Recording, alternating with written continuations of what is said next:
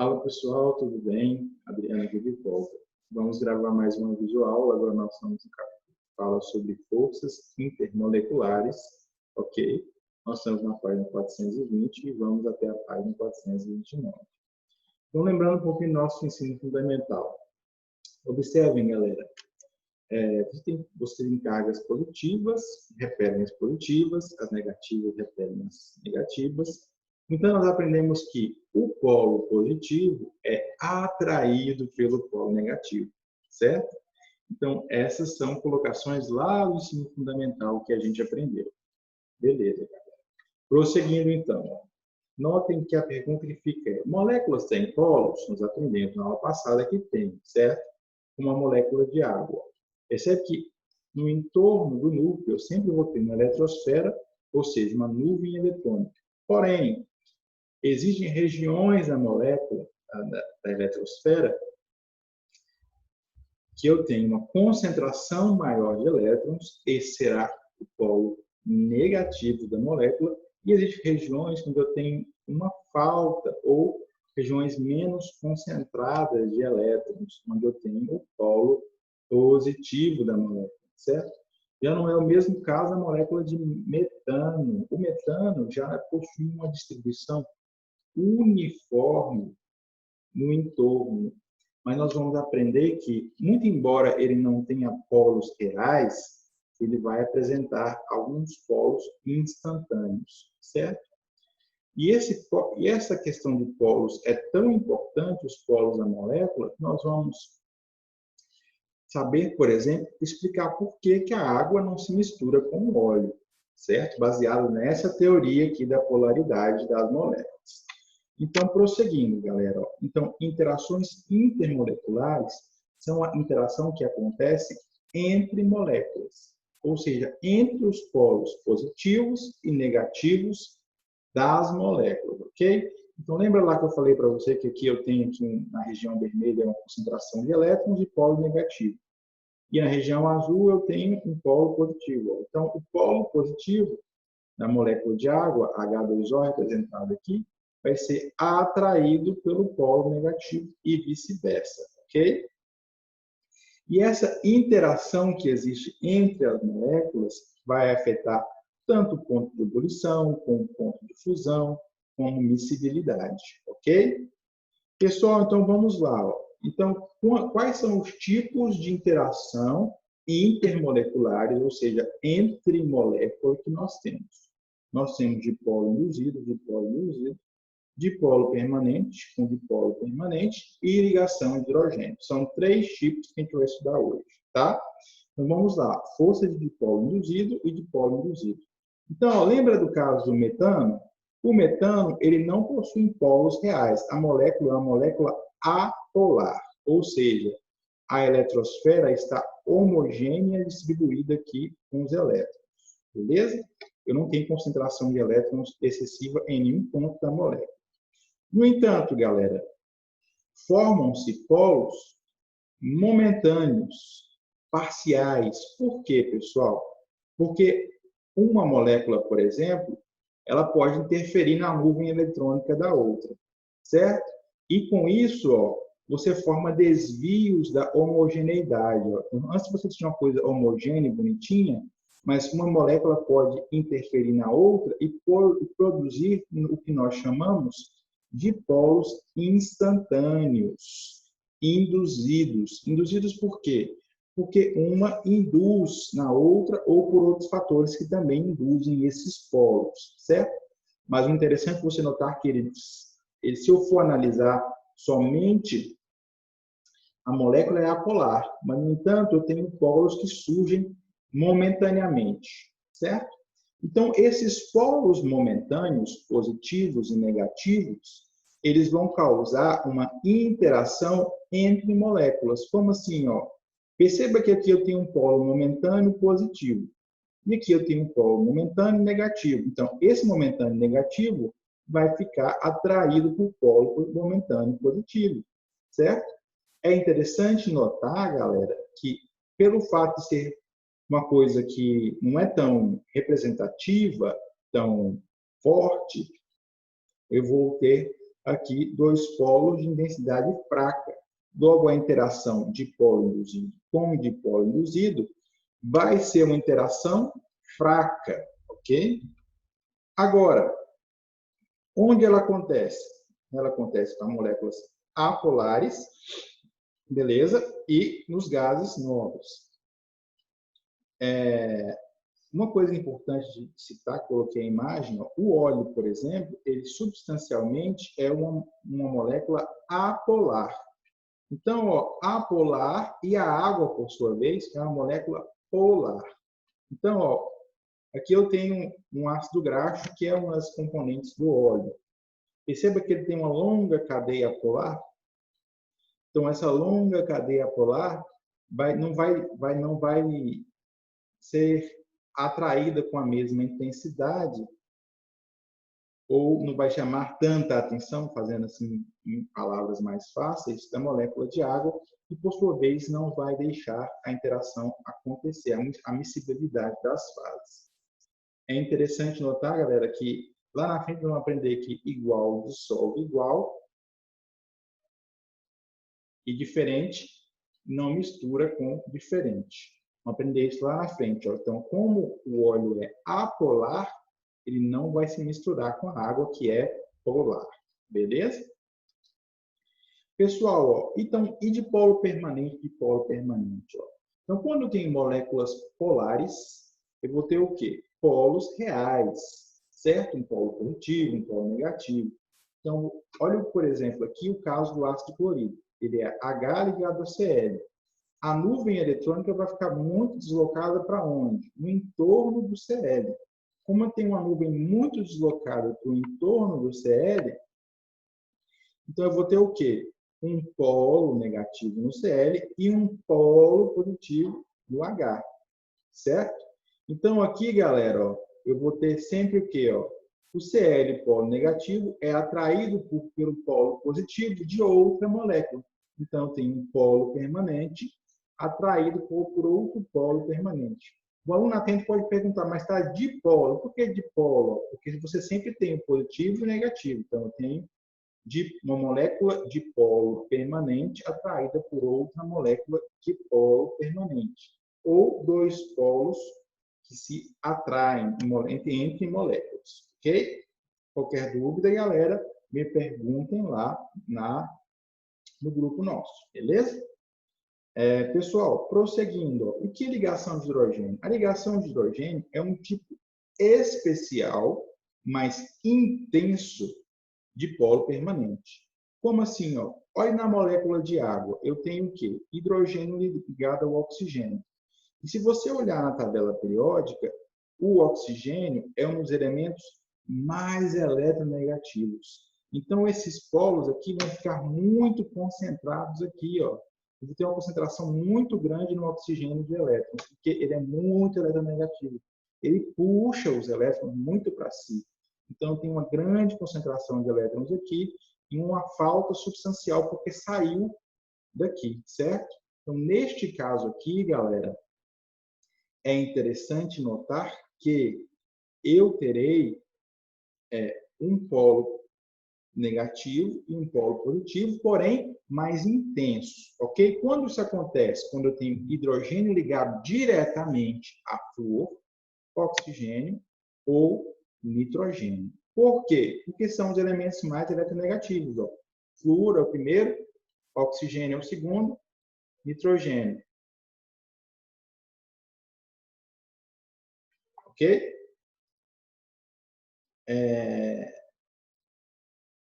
Galera, é interessante notar que disse aqui mais eletronegativos, mas observe com cautela, viu? História de mais e menos, sempre com cautela, porque são os elementos eletronegativos que têm maior representatividade aqui no caso, beleza? Pessoal, prosseguindo aqui, ó, os polos são permanentes mais fortes, falei para vocês. No entanto, ó, essa ligação que forma-se entre os polos de uma molécula que tem essa capacidade vai se chamar de ligação de hidrogênio, que acontece entre o polo negativo e o polo positivo. Agora, Note que alguns livros antigos tratavam isso aqui como ponto de hidrogênio. No entanto, a nomenclatura mais usada e mais correta hoje em dia é usar a palavra ligações de hidrogênio, ok? Então vamos evitar falar isso aqui, principalmente em questão de prova. Prosseguindo, galera. Então, falando um pouquinho sobre a água. A água faz ligação de hidrogênio, certo?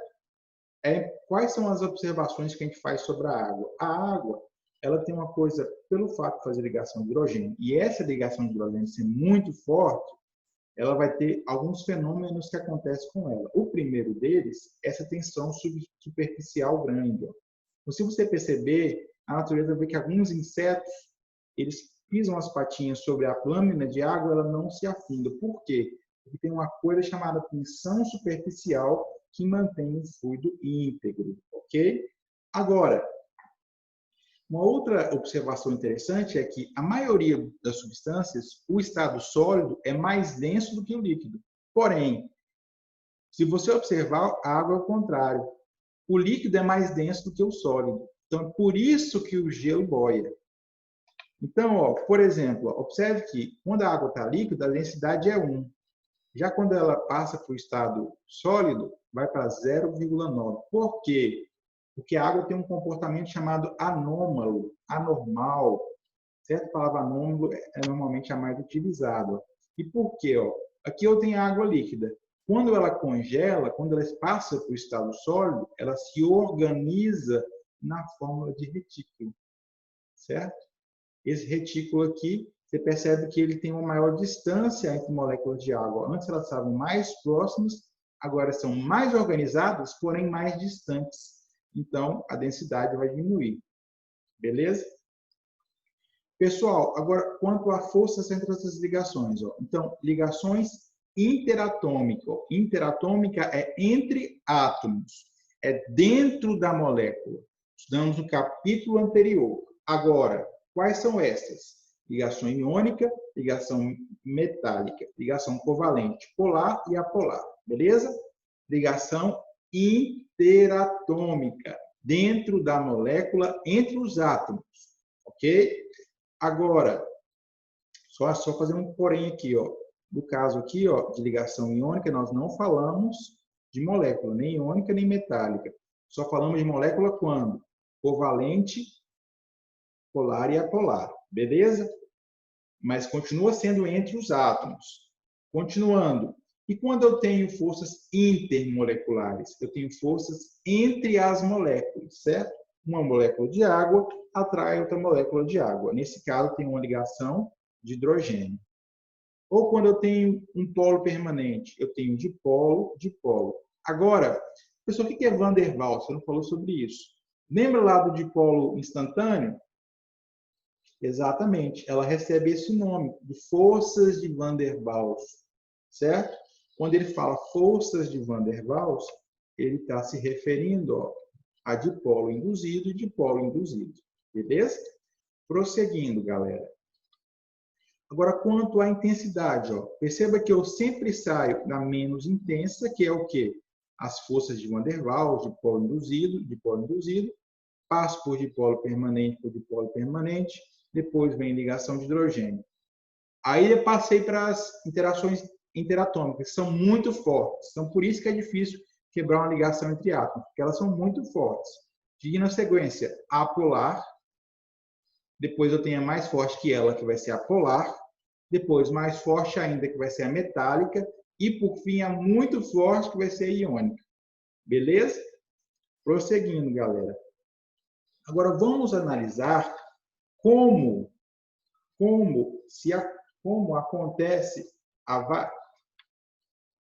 acontece a interferência na temperatura de ebulição de acordo com o tipo de interação interatômica.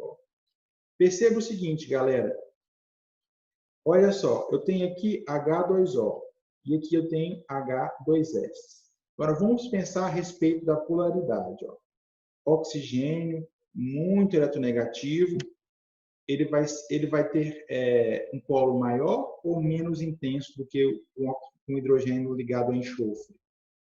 Eu percebo que o oxigênio é muito mais eletronegativo, certo? Então, os polos do oxigênio vai ser mais substancial quando ligado a hidrogênio, beleza?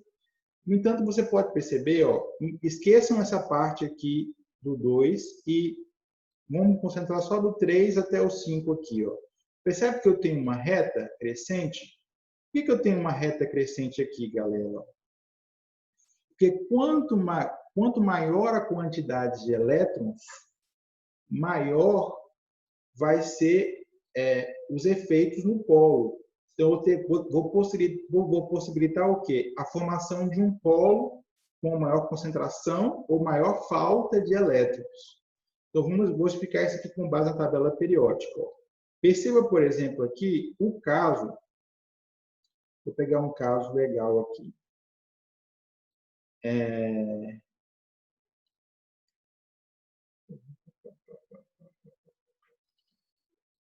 O caso, por exemplo, ó, aqui nesse caso aqui, ó, H2S e H2SE.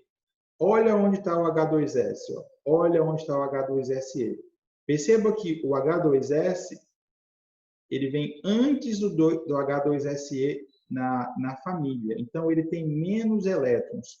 Enquanto o S tem 16 elétrons, o SE tem 34 elétrons. E tem uma camada a mais do que o S. Então, ó, eu vou ter a possibilidade de formação de polos mais intensos.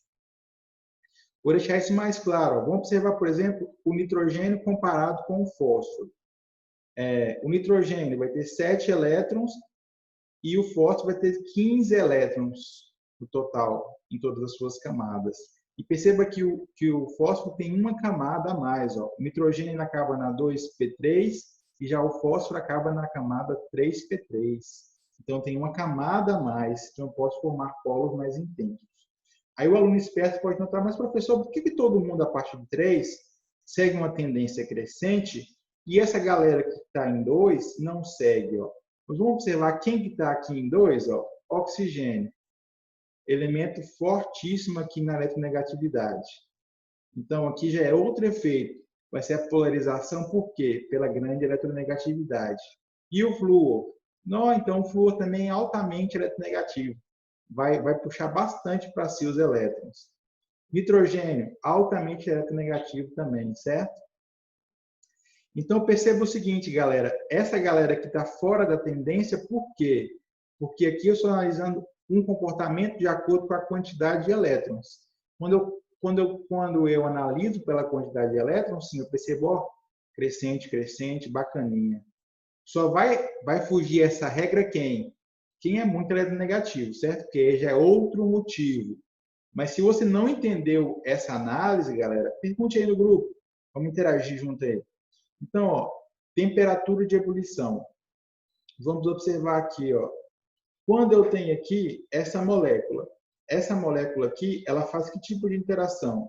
Dipolo permanente, certo? Ela tem um dipolo permanente.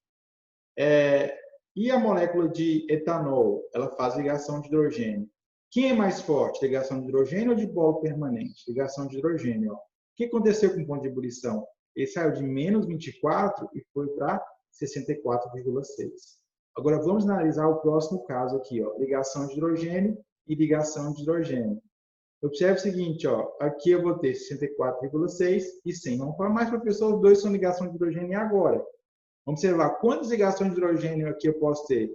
Nesse caso aqui eu tenho, ó, uma, e aqui eu tenho duas, porque eu tenho 2 hidrogênios ligados ao oxigênio. Então, eu tenho uma ligação de hidrogênio mais forte. Então, nesse caso, por isso que a água tem ponto de ebulição maior. Beleza? Prosseguindo, essa informação não está no livro, passei mais por questão de... Pode ter que tenha questões sobre isso nas perguntas. Ó. Então, vamos lá. Ó. O que é uma série homóloga? Série homóloga, galera, perceba, por exemplo, ó, CH4, CH3, CH3, CH3, aqui é CH2, tá? Não é CH3 não. CH3, CH3, CH2, CH2, CH3. O que está mudando aqui? Ó? Eu estou acrescentando molécula de CH2 no meio aqui. Então, eu estou aumentando o comprimento da cadeia. Então, uma série que varia somente pelo tamanho aqui, ó, uma sequência de moléculas, por exemplo, metano, etano, butano, propano, que varia pelo número de CH2, onde eu vou acrescentando CH2 somente, eu vou chamar de série homóloga, certo? Mas vamos pensar aqui quanto à interação interatômica. Onde eu vou ter mais interação? Onde eu tenho apenas um ponto ou eu tenho vários pontos de interação? Onde eu tenho vários pontos de interação. Então, ó, quanto mais átomos, maior a quantidade de pontos de interação. Quanto maior o ponto de interação, maior a massa molar. Então, ó, a massa molar, galera, quanto maior a massa molar da substância, no geral, não é uma regra absoluta, vai aumentar o ponto de ebulição. Ok? Por quê? Porque aumenta os pontos de interação, que são mais frequentes. Certo? Então, é isso aí, galera. Prosseguindo. Agora eu falo sobre solubilidade. Falei lá atrás e retorno agora. Ó. Solubilidade. A regrinha básica é semelhante dissolve semelhante. Como assim? Ó? Lembra dos íons NaCl? Eles, quando estão em água, vão virar Na+, Cl-. Cargas reais. Beleza. Cargas reais, efetivas, intensas. Agora, o que acontece? A água é polar, logo ela possui carga, certo? Então, ó, uma substância que possui polos reais vai atrair outra substância polar. E vai ser, beleza. Então, ó, semelhante atrai semelhante. Agora, quando eu tenho, por exemplo, óleo e água, vai se misturar? Não. Se você lembra bem, óleo e água não se mistura. Por quê? Óleo e água não se mistura. Não se mistura porque água é polar e o óleo é apolar. Nesse caso, vai ser dois diferentes querendo interagir. E, ó, não se mistura. Beleza? Agora, por exemplo, a molécula de glicose em água. A água é polar. E a glicose, ó, OH, ligação de hidrogênio, hidrogênio ligado ao oxigênio, ligação de hidrogênio, ligação de hidrogênio ao oxigênio. Ó. Então, eu tenho uma molécula polar. Então, ó, molécula polar com a água que é polar, logo o açúcar se dissolve, sim, em água. Lembrando que a glicose é apenas uma simplificação do açúcar. O açúcar ele é mais complexo. Mas sim, a glicose vai sim se dissolver em água. Beleza? Ó, só coloquei uma observação aqui, compostos iônicos são sempre polares. No entanto, galera, vocês vão notar, principalmente sais, alguns sais não são solúveis. Então, alguns sais não chegam a formar polos efetivos enquanto em solução. Então, sempre tenham um cuidado a mais em fazer questões nesse sentido. A princípio, sim, pode considerar compostos iônicos todos polares. Só lá na frente vai aprender as exceções que não chegam a ser solúveis em alguns solventes, tá? Pessoal, então aqui temos um resuminho então, de solubilidade. Ó, substâncias formadas por moléculas polares geralmente se dissolvem bem em solventes formados por moléculas também polares. Substâncias formadas por moléculas apolares geralmente se dissolvem bem em solventes formados por moléculas também apolares. Ou seja, semelhante dissolve semelhante. Ok, galera? Pessoal, então é isso a nossa aula de hoje, tá? Uma aula curta. Vou mudar o sistema um pouquinho, porque eu tenho percebido que algumas pessoas têm trabalhado de forma bastante interessante, mas algumas pessoas têm deixado a desejar no sentido de esforço. Então, ó, como é que vamos funcionar a partir de hoje? Nós vamos funcionar da seguinte maneira. Ó. O aluno vai ter que fazer o praticando em uma folha à parte, e essa folha que ele realizou, o praticando, ele vai escanear, fotografar, o que for melhor para você, e enviar para este e-mail, profadriano.primeroano@gmail.com. Vocês vão ter o prazo de um dia, ou seja, por exemplo, você faz terça-feira, você tem até quarta-feira. Se você assistir a aula na quinta-feira, você tem até sexta-feira. Até às 19h30 do dia subsequente, ou seja, quarta-feira, 19h30 ou sexta-feira, 19h30. Beleza? 19h30 por quê? Porque é o funcionamento nosso aqui da escola, tá? Apesar de estarmos virtuais, nós temos um horário funcionamento. Será avaliado no qualitativo, tá? Quem não fizer pode ser sim penalizado, ou certamente será penalizado no qualitativo. E a correção, por exemplo, desta aula vai acontecer na próxima aula. Então, na próxima aula de aula que você assistir, ela vai iniciar com a correção do praticante desta aula. Então, sempre na aula subsequente, você vai ter a correção da aula que você tem em questão. Ok? Pessoal, então é isso. Forte abraço. Espero que tenha sido proveitoso para vocês. Valeu!